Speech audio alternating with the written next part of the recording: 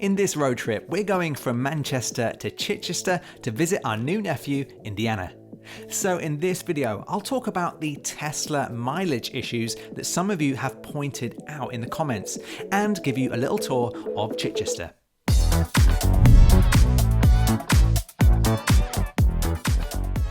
So I'm now walking into work, and what I'm going to do today is try and get a full charge on one of the free BEV chargers. And if you watch the channel, you'll know I'll try and do this at least once a week because I don't have a home charger. So we've just put the car on charge. I'll go back at lunchtime and we'll see how many miles we get in this 4-hour charge. Okay, so I'm now going to go take the car off charge. And one thing you'll notice when you charge a Tesla is when it gets to nearly 100% charged, it takes absolutely ages. So even though the charger is still going at 7 or 8 kilowatts, which is the speed it's always been, it slows right down. So I'm just on my lunch break now, so I'm probably going to stop it before it reaches 100% because, as you can see, there's almost an hour to go.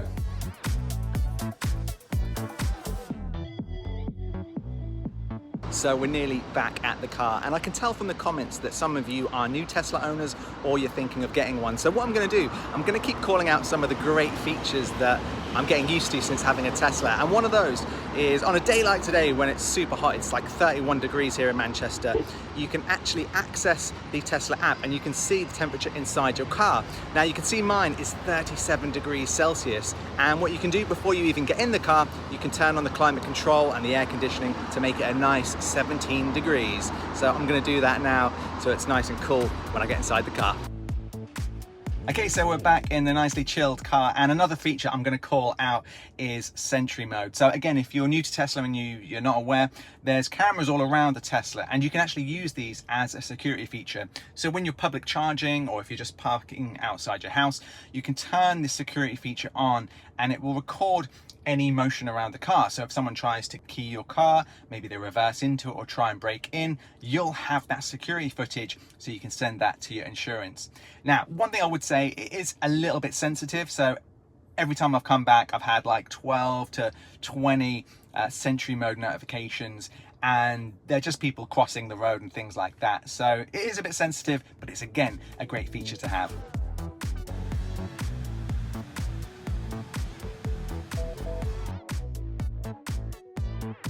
Okay, so we're back from work and we're just about to hit the road and we're ready to go to Chichester. But today we're going to do something a little bit different. Normally in the videos, I talk about economy and things like that and pricing, which I'll talk about, of course, at the end of the video. But I noticed a few comments on some of the other road trips where people said they noticed that whatever mileage we had in the car seemed to use more mileage than it accounted for. So for example, if we had 200 miles in the battery and the journey was 100, the car would use 120 or 130 miles to get that 100-mile journey. So that's what we're going to check in today's video. So I'm going to set the computer to miles instead of percentage. We're at 95% battery, by the way. So we're going to change this to distance. And you can see here, we've got 324 miles in the battery. So what we're going to do now is we're going to put in Chichester, and then we're going to see what it says the distance is, and then when we come to edit the video, we'll look at the mileage that it should account for and the mileage we actually get. So let's put in Chichester now. So it's saying the journey is going to be 4 hours and 16 minutes. It was a little bit slow there, but it's recommending that we stop at the Warwick southbound supercharger for 15 minutes for a 46% charge, and then we're going to arrive at Chichester with a 17% charge. So even though it's recommending that we go all the way to Chichester and we arrive with 17%, I think I'm going to stop around the Southampton area and get a top up at the supercharger there, just so we've got a lot of battery for our weekend. So anyway, let's begin the trip and let's start this journey. So we left Manchester on a nice bright day, and a few of you have asked, what is this part of Manchester like? So here's a few shots of Worsley. It's a nice part of Salford and Greater Manchester.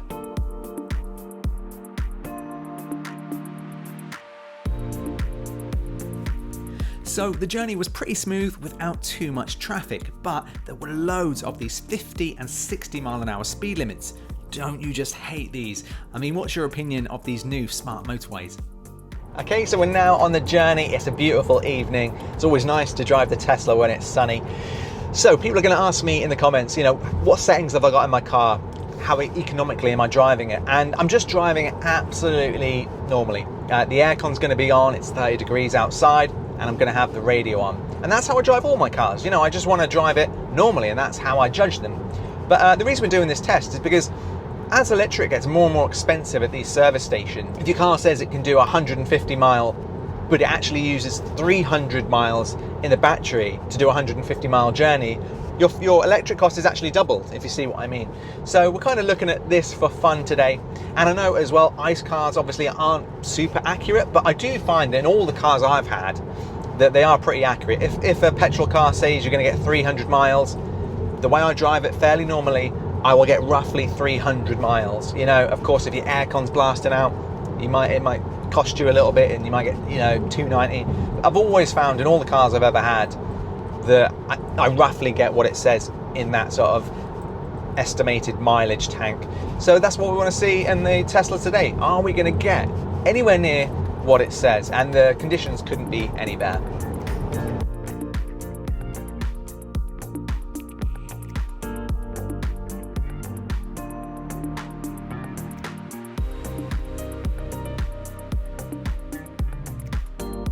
So if you've been watching the channel, you'll have probably noticed quite a few road trip videos going up recently, and this will probably be the last one for a few weeks because we haven't got any other ones planned. So the next set of videos that I'm going to do one on the acceleration boost. I'm going to be buying that pretty soon, and that takes the Tesla Model 3 long range from, I think, 0 to 60 in 4.2 to about 3.7. So make sure you subscribe if you want to see that one. And I'm also going to be doing some videos for people who haven't got a Tesla yet. I get quite a lot of questions in the comments, and I know it's from people who either just bought the Tesla or they're thinking of getting one. So I'm going to do kind of those videos like the 7 things that you should know when you buy a Tesla, or some things that take a little while to get used to, and some tips and tricks as well for some advanced Tesla users, people who may have had a Tesla for a few months, but some things you may not even know. So if you want to see those videos, make sure you subscribe and hit the like button, and they'll be coming very, very soon.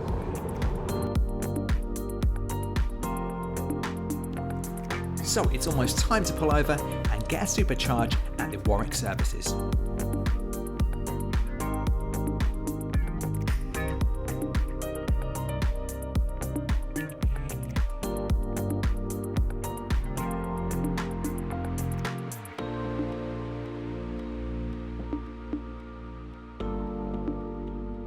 So we've just arrived at the Warwick southbound services, and we're going to stop here for some food. It does say we only need to stop and charge for 15 minutes, but to be honest, I think because we're going to eat here, we're just going to top the battery up as much as we can, and then we may not need to stop near Southampton, but we'll see how we get on. So anyway, taking a look at the mileage, you can see that we've done 123 miles, and we started with 323. We got 230 watt hours per mile, which should mean that we would have 199.2 miles left if you look at the battery, but we've actually got 186. So we've actually, for this first bit of the journey, used 13.2 miles higher than estimated. Now we were going at kind of average speeds. It wasn't too bad. I mean, you can be more economical than this. So again, this is only about halfway, but we'll see how you know, the battery performs once we get to the destination. But now let's plug in and get some charge and get some food as well. So we plugged in and popped into the services for some grub.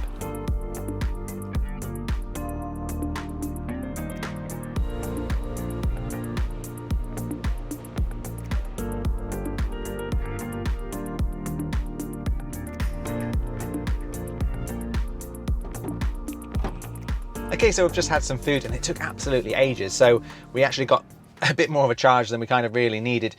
So we're almost up to about 96% in battery terms, and that's put 333 miles back into the battery. We've got 134 miles left to go. So I'm kind of losing the numbers a bit in my head. So we'll calculate that when we get to Chichester to see if we lose any more miles. But now it's on to Chichester.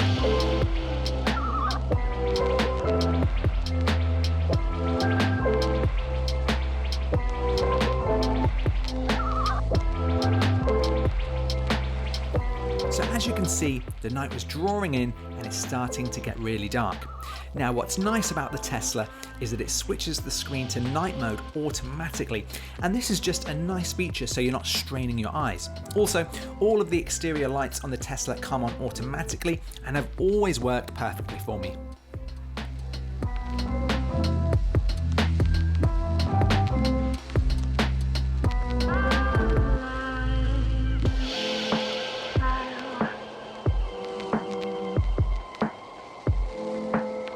So we've just arrived in Chichester. It's midnight, so we're pretty knackered, so we're going to make this a quick one. But we've done 147.3 miles since that supercharge halfway through the journey.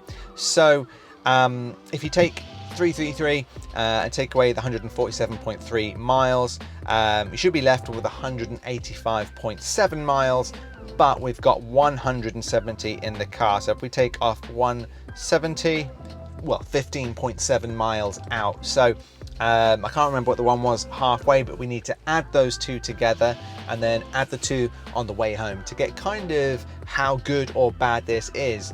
At the moment, it's, you know, it's not terrible. I wouldn't say this is that bad.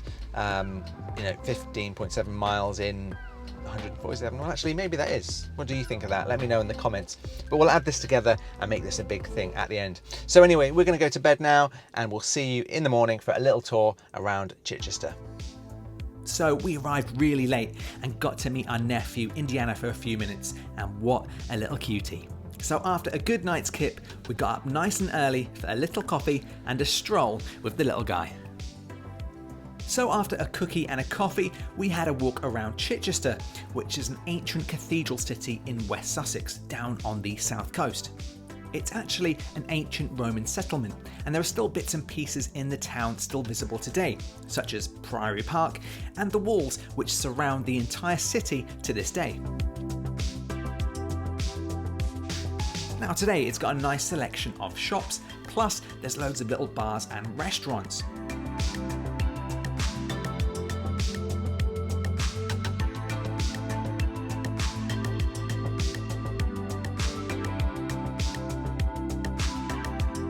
There's also lots of historical features in the town and a lovely cathedral, which is definitely worth a visit if you're ever down this end of the country. Now here's a few more shots for you to enjoy.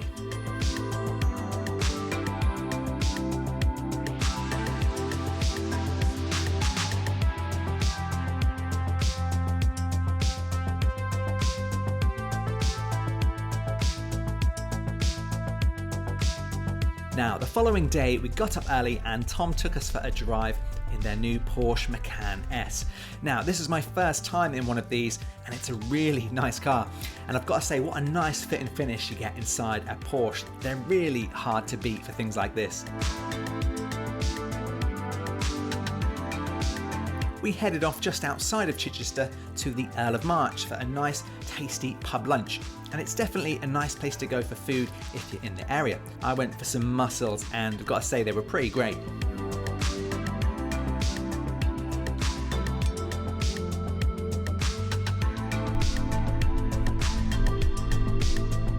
Now, on our second day, Tom was at a friend's wedding, so we headed out with Gemma and Indy for some lunch at the Barnes Larder.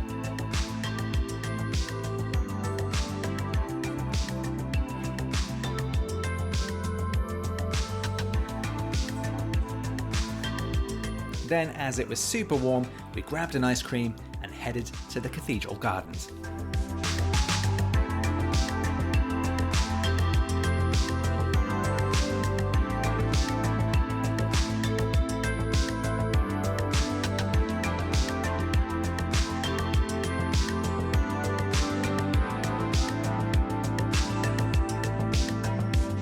So we've had a great weekend here in Chichester, seeing Gemma and Tom and our new nephew, Indiana. But now it's time for us to hit the road and get back to Manchester. So we've got 155 miles of range. I'm going to put in our destination. Let's put in the Trafford Centre, as it's close to our house. Okay, so strangely, it's trying to take us to Heathrow Airport, Terminal 5. To do a supercharge. Now, I don't really want to go to Heathrow because that's going to take us into London onto the M25. So I'm going to see if we can actually change this destination. Okay, so let's see what happens here. This is the first time I've done this where I kind of want to change the route myself, because I know there's a supercharger here, but it does say we're going to wait some time. So that usually means that the destination chargers are fully charged. When you see this symbol here, let me try and get that back for you. When you see this symbol here, this is a Tesla supercharger and it has a little clock icon on it. This means that the supercharger is generally full. I mean, if I tap that, let's see what happens here. So it says 8 stalls, probably all full, or it means they're out of action completely. So I don't know if we can navigate there and then maybe go from there, because we, as you can see, we're going all the way up. Let's just get that out of the way. We're going all the way up here on the left. So we really don't want to go into London. We've done it a couple of times before in petrol cars, and it's always a bit of a mistake to go into London on the M25 because you just generally get stuck around here. So I'm going to try and navigate. This might be a big mistake, but we're going to navigate to the Tesla supercharger here. It says it's 9.5 miles away, so it's not too far. Hopefully by the time we get there, there's a bit of space. But again, we've got 155 miles for a 260 mile trip. So just remember that, 155 miles, 260 miles back to our house, and we'll see how we get on.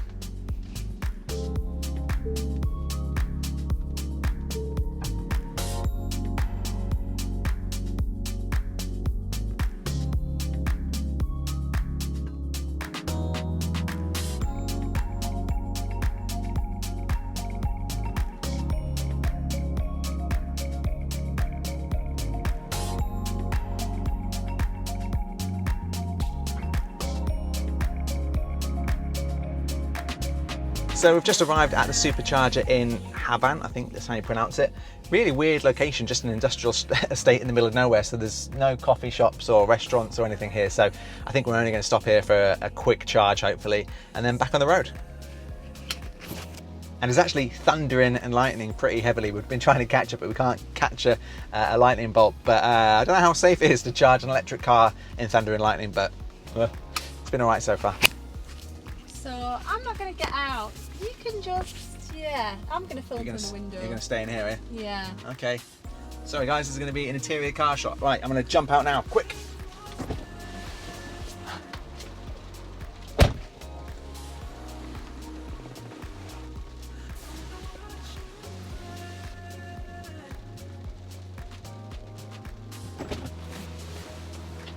And I think that might have been the quickest uncharging ever.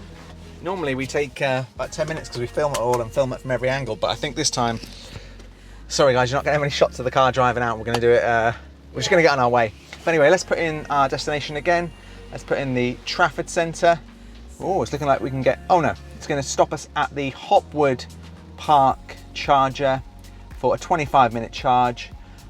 Where's that? It's kind of, is that kind of Birmingham way? I can't really see. But anyway, and then we should be arriving home with 20% battery. So we've now got 252 miles.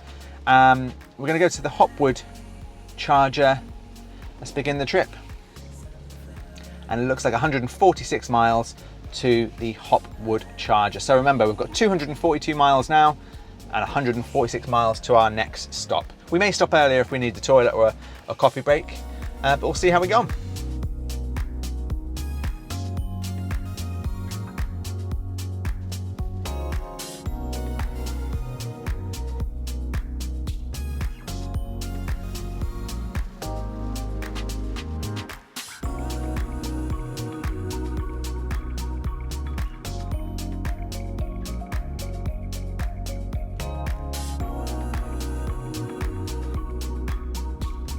So we've just arrived at the Hopwood supercharger and service station. Actually, a lot of Tesla superchargers here. They kind of stretch in a massive L-shaped formation here. So there's actually quite a lot. I don't know how many are here, but it looks over 15 or 20, which is really good. So we're now going to plug in, but we arrived with 83 miles left in the tank. That journey was 147.5 miles and we've got 83 miles left. Now I can't remember how many miles we had when we left the last supercharge, so I'll put that down here so we can see the difference in what the battery estimated and what we actually got. But I'm going to plug in now, we'll see what kind of charge we get. We're going to grab some dinner and then we'll come back to the car in maybe, hopefully, 30-40 minutes time.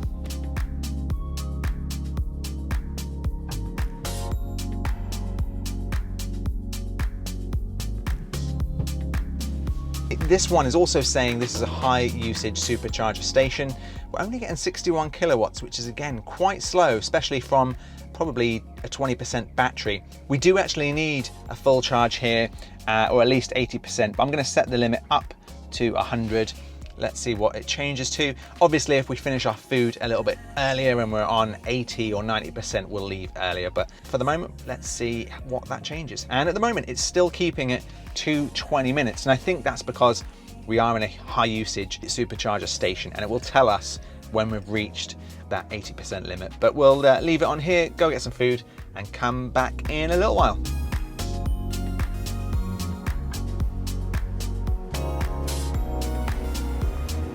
So even though we're doing this test to see how the miles changes, one thing I'd recommend, and I know a lot of other Tesla owners would recommend this too, is change your car setting from energy in miles to percentage, because it just makes things a lot easier. And I find that much more accurate as well. It's a much more accurate gauge as you're driving. And I know it sounds counterintuitive as we, all use miles when we drive, but try changing that. If you're new to a Tesla or if you've just got one, change your energy output to percentages, and honestly, it takes out some of that range anxiety. And it just seems much more accurate too. If it recommends that you're going to get to a destination with 20% left, it's often the case. You'll get there with 20, sometimes 25%.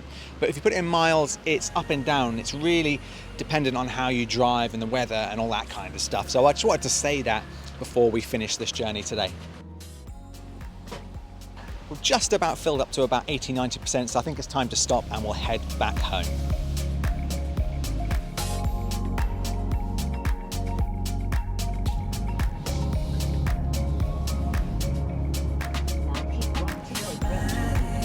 Okay, so we've just arrived back and it's starting to get a little bit dark, but let's take a look at the battery. So we've done 105.2 miles since our supercharge, and the battery is showing that we've got 208 miles remaining in the battery. So now we've got all of the data together, let's have a look at the total journey. Okay, so let's break this all down. Our first leg was to Warwick Services, a journey of 123 miles. Now the battery should roughly show 199.2 miles remaining, but we arrived with 186 miles in the battery. Leg 2 was to Chichester, in which we did 147.3 miles. Now battery on arrival should have roughly been 185, but was showing 170 miles remaining. So for this part of the journey, we're 28.9 miles down for a 270 mile journey. Now for the return. Our first leg of the journey was to Havant, which was 13.3 miles from Chichester.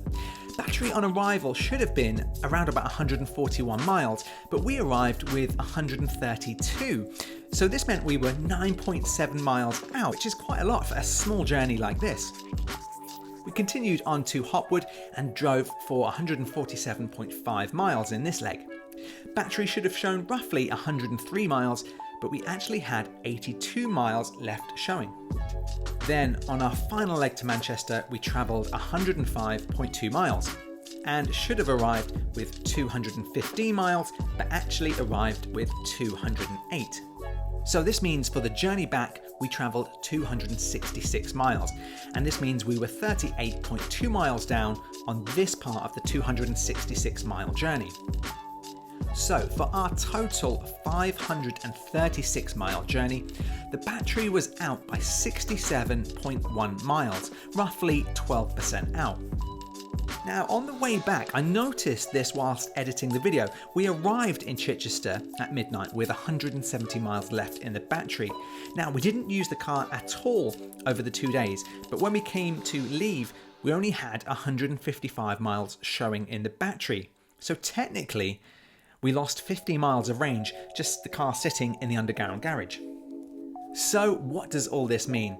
Well, you know what, I don't think the numbers are too bad, to be honest. I mean, it's not great, and I've seen videos of other cars such as the Taycan, which do seem to be much more accurate. Even though they have a lower range, the range they do have in miles seems to be much more accurate in that sense.